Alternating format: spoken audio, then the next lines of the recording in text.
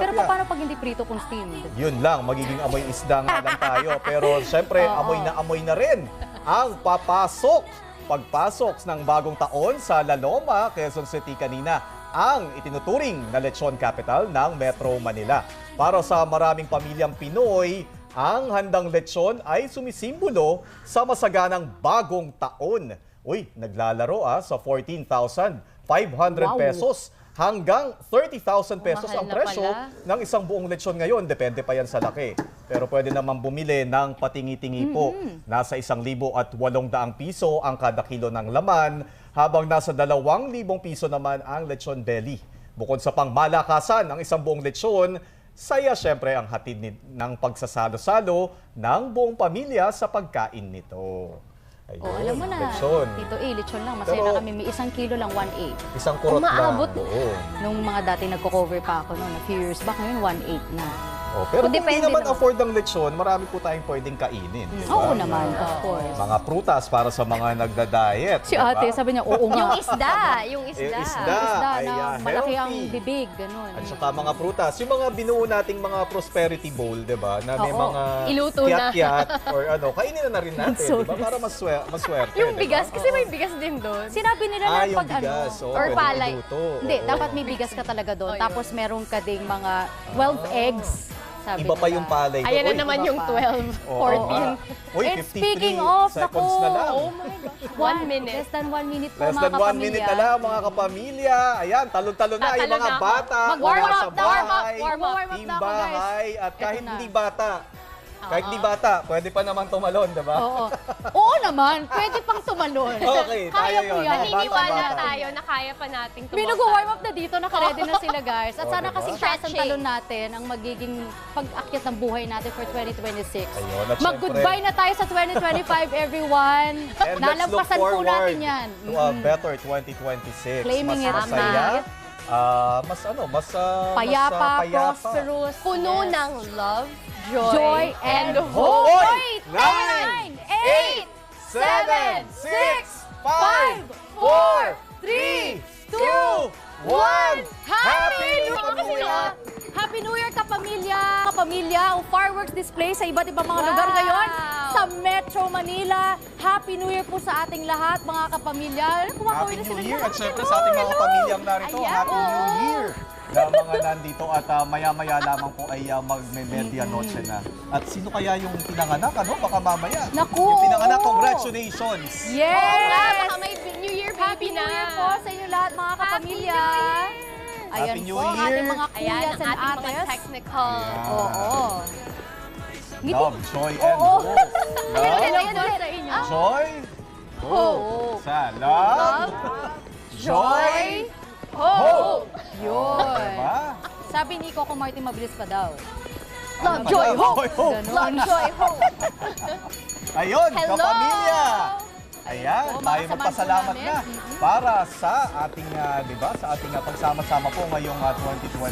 Di ba? Mga nakikita niyo po ang mga kapamilya po ninyo dito po sa ABS-CBN. Kapamilya, tayo'y magpasalamat dito sa nakaanong to.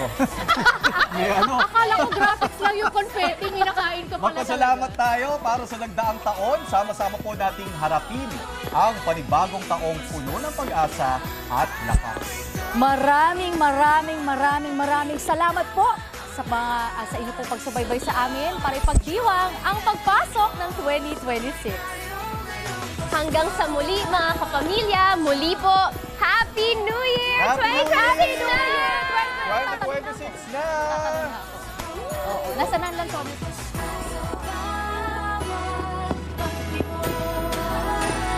ating puso. Sabay tayo sa lahat ng nais, ako'y kasama mo. Sabay tayong aahon, sabay tayong sasaya, sabay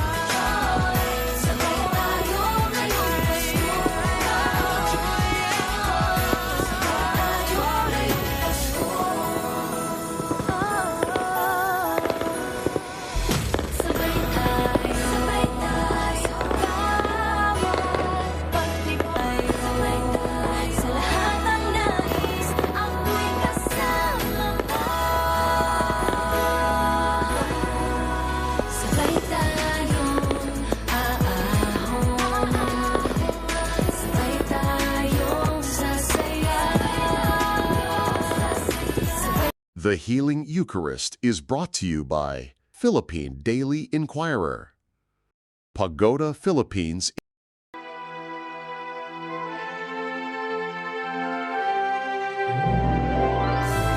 This is my body.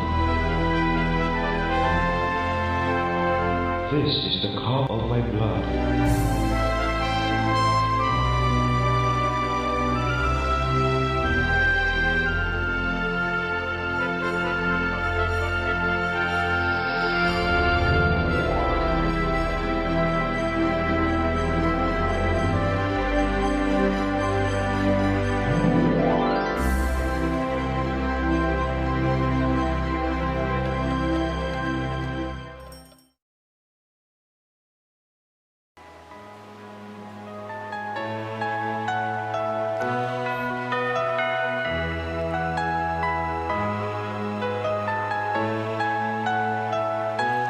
Good morning, brothers and sisters. Today we celebrate the solemnity of Mary, Mother of God. The Healing Eucharist Incorporated and the SBD Secretariat for Social Communications, in cooperation with ABS-CBN, the Philippine Daily Inquirer, Pagoda Philippines Incorporated, RCBC Discartec, and Balikbayan Handicrafts celebrate with you this Holy Mass.